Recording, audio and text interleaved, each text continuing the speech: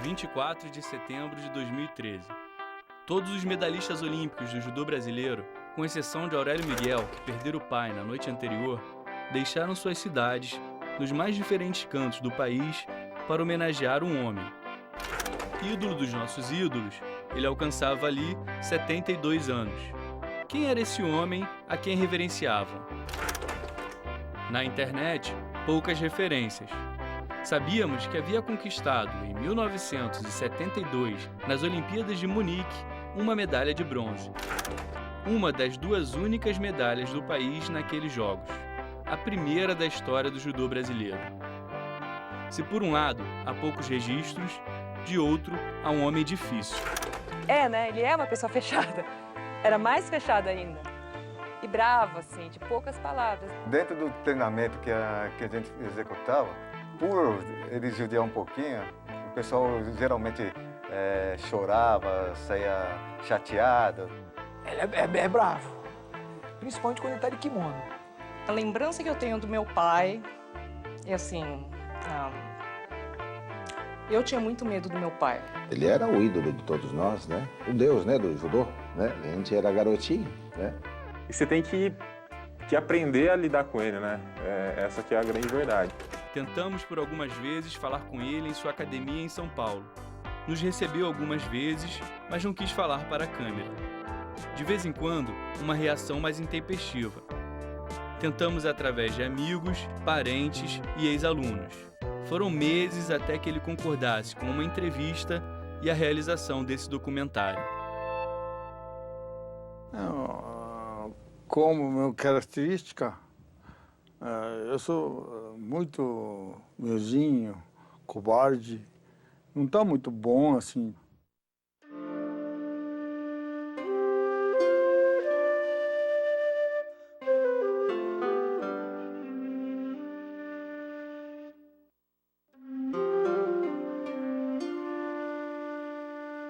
Ele nasceu numa época, tinha muita fome, não tinha comida o suficiente. Por ter vários irmãos, tinha muita briga por comida, assim, então é uma sobrevivência também. Nasceu na época de guerra.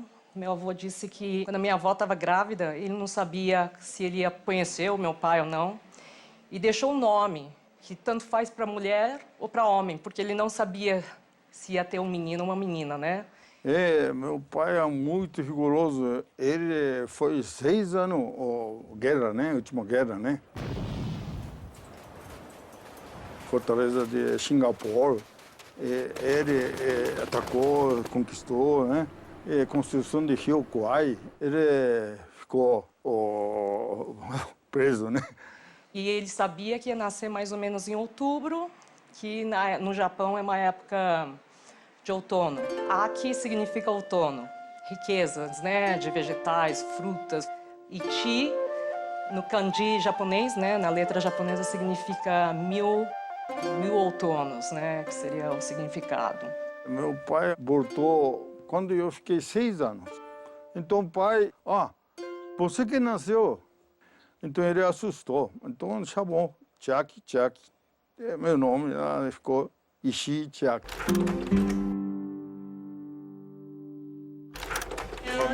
Família, né? Esse é o bisavô, meu bisavô. Qual era a sua idade? 11, 12 anos? 11, 12 anos. De papai. Essa foto foi tirada onde? Minha academia de papai, 60 anos atrás. Não existe mais, né? Não existe. Tem alunos, né? Tem alunos, primos dos meus pais, parentes. do meu pai. Minha família, e tudo gosta de judô. Desde avô, meu pai, meu irmão, tudo judô. E desde pequenininho, atrás tinha academia, né? E desde, assim, 4 ou 5 anos, já comecei a treinar judô. Meu avô treinava jiu-jitsu, muito bom. O sensei Jigoro Kano ofereceu 6º grau de faixa preta de judô. Naquela época, 6º grau é muito bom, esse é quase Deus, né, assim, de judô. 64 Olimpíada de Tóquio, primeira vez que judô entrou assim, em modalidade de Olimpíada. Ele estava treinando e estava, né, sonhando com uma vaga nas Olimpíadas pelo Japão. Só que existe um homem, chamado de Isao Kano. Esse cara é um cara de 80 quilos, era peso médio, na época o Ishii também era. Ele era imbatível. Um engenho de judô, bastante gente candidatou, mas ele ganhou, Sestiva. Eu também perdi com ele. Então, tem que fazer novo, outra coisa. E diz ele que com $200 e uma mala de mão, né, pegou o navio, 45 dias depois, parou no Brasil. Ele mais gosta de filme de cowboy. Adora. Esses filmes da década de 40, 50, 60, ele adora. Meu sonho fazendeiro, o cowboy, né? Então, decidi assim de migrar para cá. 1964, a partir de Yokohama. Dentro do navio eu conheci ele, né? A rapaziada, tudo aventureiro, né? Aventureiro e vamos ver, né, o Brasil. Viagem é como imigrante, né? Miserável, assim, sofrendo 60 dias de viagem de navio, né? Balançando muito, estava duro, né? Vomitar, assim, né? Mas foi muito alegria. Chegou, o patrão já estava no Santos, né? Depois, direto para a Escola Agrícola de Presidente Prudente, né? Entrei no alojamento e comecei de vida nova de Brasil. É patrão japonês, né? Chegará todo lado tem colônia, né? Não precisava de... Por isso que eu até agora não aprendi português, né? Começou a ficar sem dinheiro, não sabia mais o que fazer e começou a lutar por dinheiro. Tipo UFC ou MMA ou Vale Tudos da vida aqui, né? Na época deve ter sido assim. Tinha muito academia de cidade, né? Os dojos. Entrava, desafiava do ligeiro até o super pesado para um prato de comida. Existia uma competição antigamente chamada Jukendo, isso na década de 60, que misturava o pessoal do jiu-jitsu e do judô. Ele apareceu quando ninguém sabia quem era e já tinha aqueles nomes, as pessoas consagradas aqui. Veio, passou em cima de todo mundo. Chegou lá e campeão. Mas nem 15 segundos não aguentou. Só o Chikari, o Sotogari, né? Diferente, né? Porque eu apostando vida pelo judô, assim. Aí você escreveu com o negócio de sumô também, foi campeão pan-americano de sumô. Foi no judô, começou, só que não podia disputar campeonato nacional, porque ele era japonês. Na hora, naturalizei assim, consegui. Aí comecei a vida de judoca.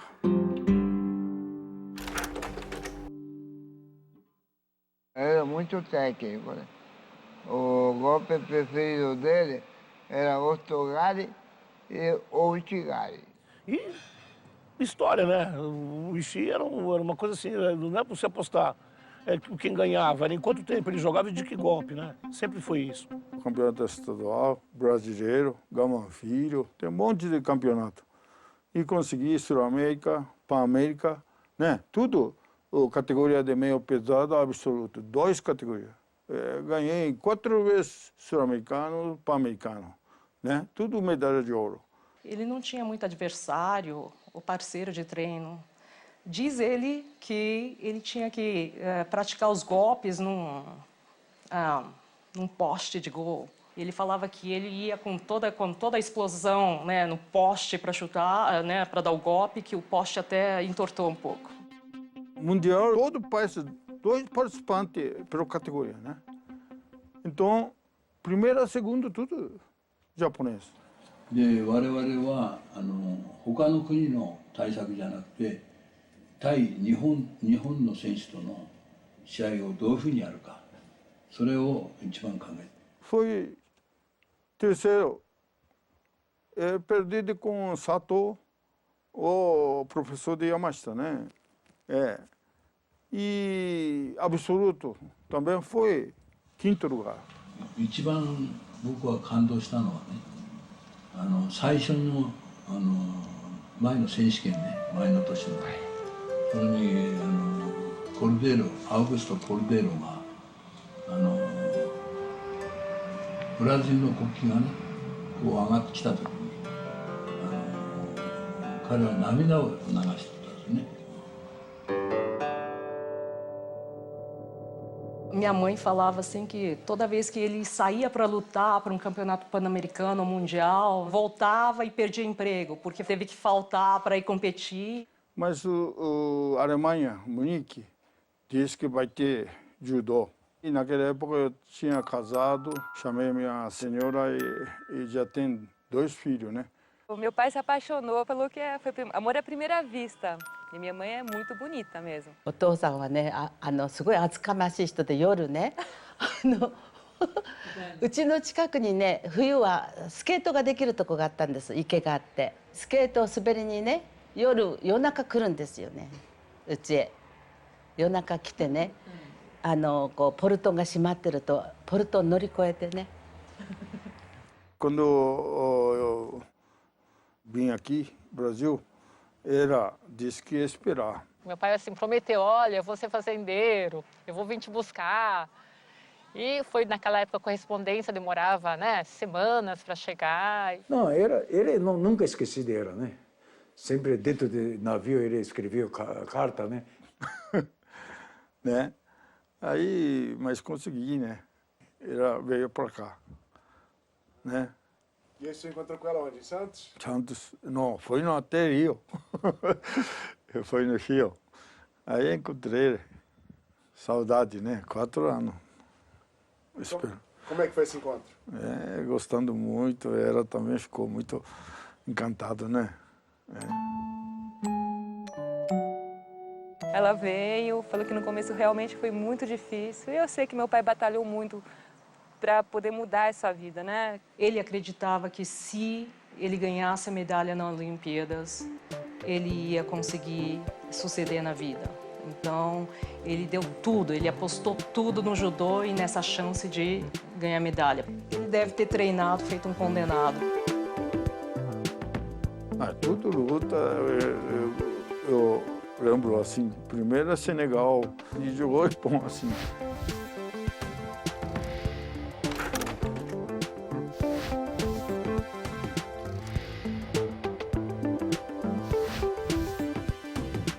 Bartz, Alemanha. Ataquei bastante, mas o juiz japonês olhou assim, contra de mim.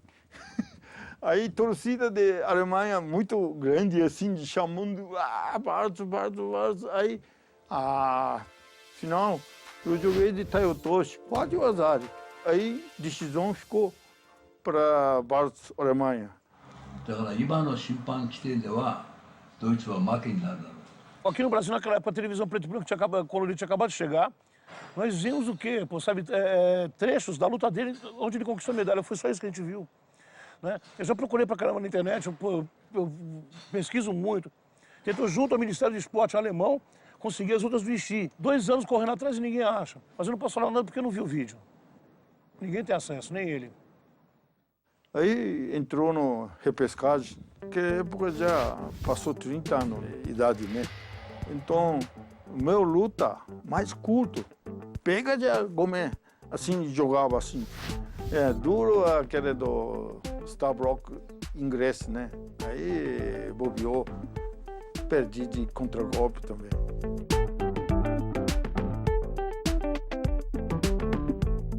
Eu ganhei a medalha de Olimpíada. Esse é sonho de judoca, né? Fiquei muito contente. Papai ficou muito contente, minha senhora também, né? Ficou muito alegria. Assim.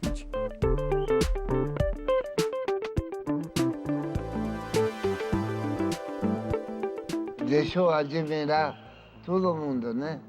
Porque medalha olímpica no judô não tinha, né?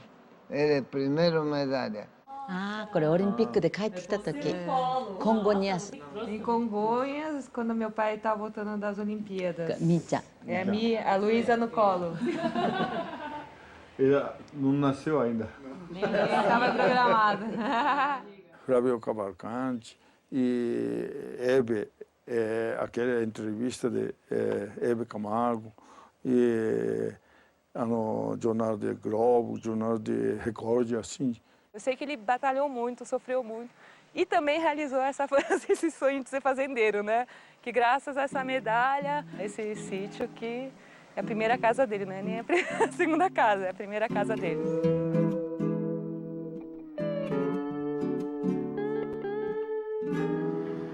あの当時はね、石井と誓い合ったのは、必ず今度ブラジル人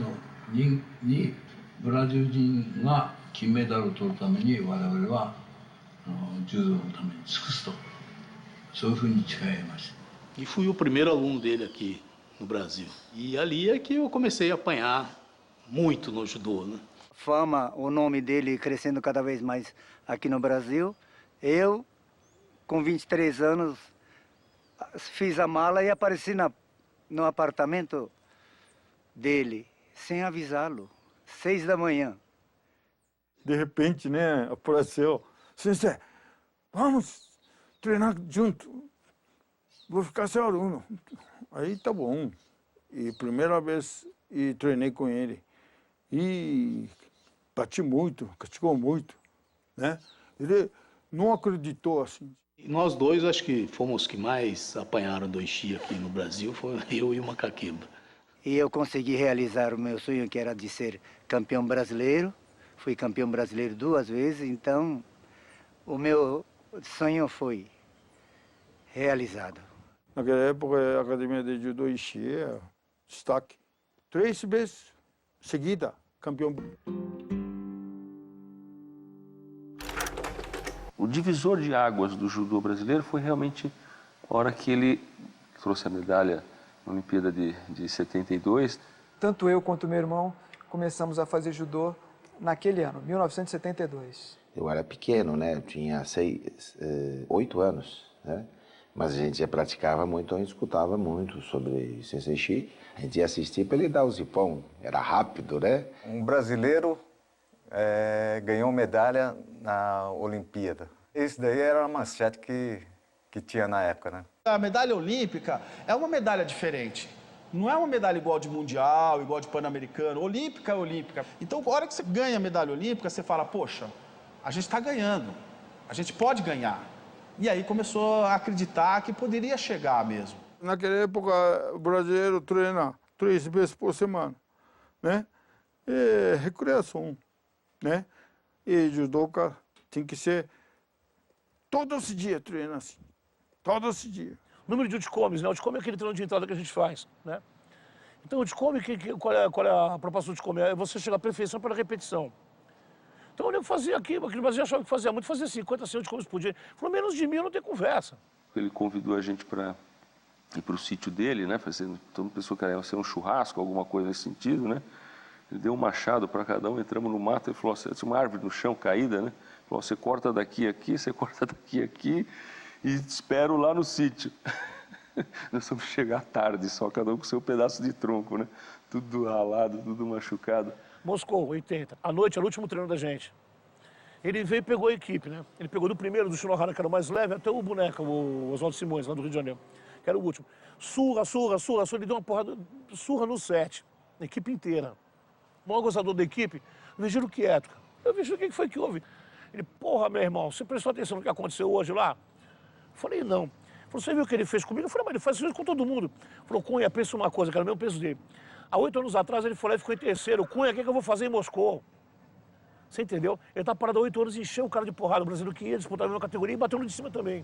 E o mais engraçado de tudo é que o Ishii é formado em pedagogia, que ninguém vai acreditar nisso, mas é formado em pedagogia. Vê se existe isso, cara.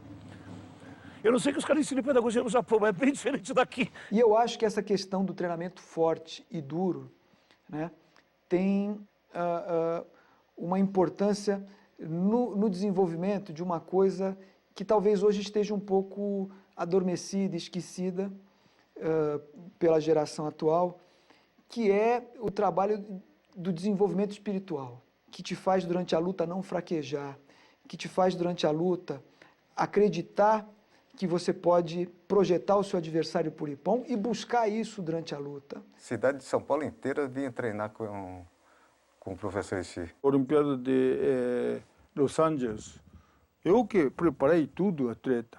Ganhou 3 medalhas. Ele era bastante exigente no treinamento, mas rapidamente você consegue enxergar essa evolução que te deixa tranquilo que você está no caminho certo, né? Tanto é que a partir de 84, que nós tivemos 3 medalhas olímpicas, depois todos os Jogos Olímpicos é o único esporte brasileiro que tem medalha olímpica.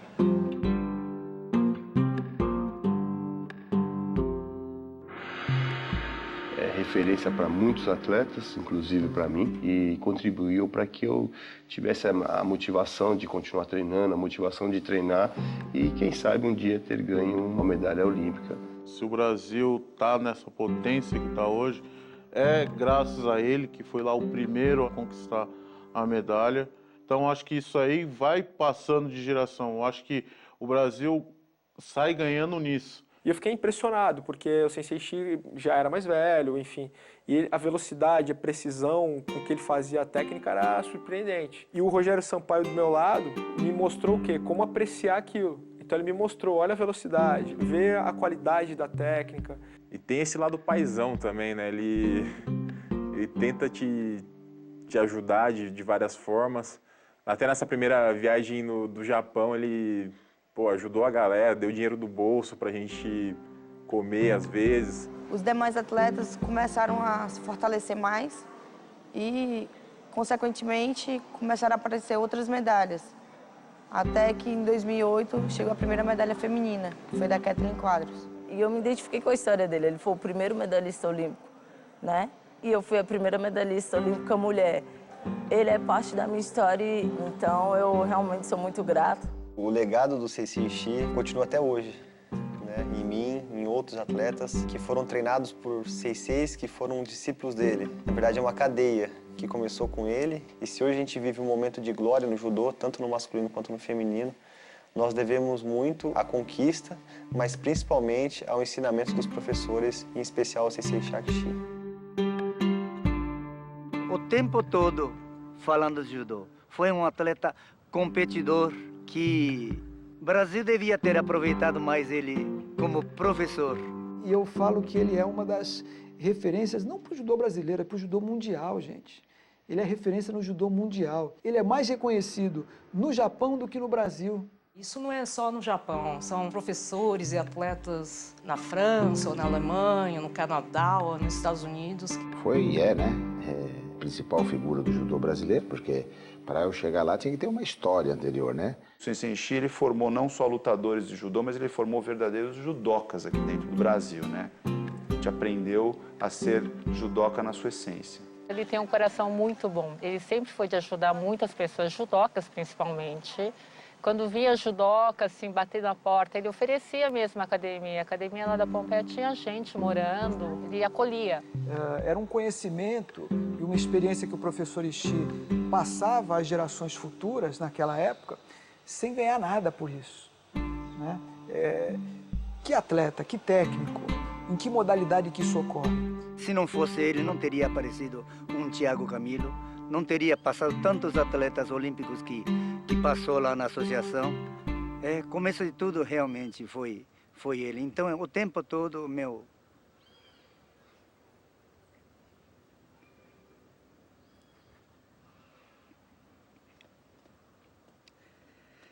agradecimento a ele. Então, falar da vida dele dessa vez, para mim foi um privilégio. O Ishii... É muito difícil falar do Ishii. É difícil, não é fácil, mas é difícil, porque sempre tem mais coisa, não esgota, né? Eu perdi meu pai, perdi meu professor, para mim a minha referência hoje é ele. Ele se sente responsável, quer dizer, sabe, o problema teu é o problema dele também. Né? Isso é muito difícil. Isso você encontra em casa, em pai, sabe, filho, amigo, irmão. É difícil. Ele é uma pessoa que começa a falar, a gente emociona. O Ishii é uma pessoa... Ele é diferente. Isso é bem diferente.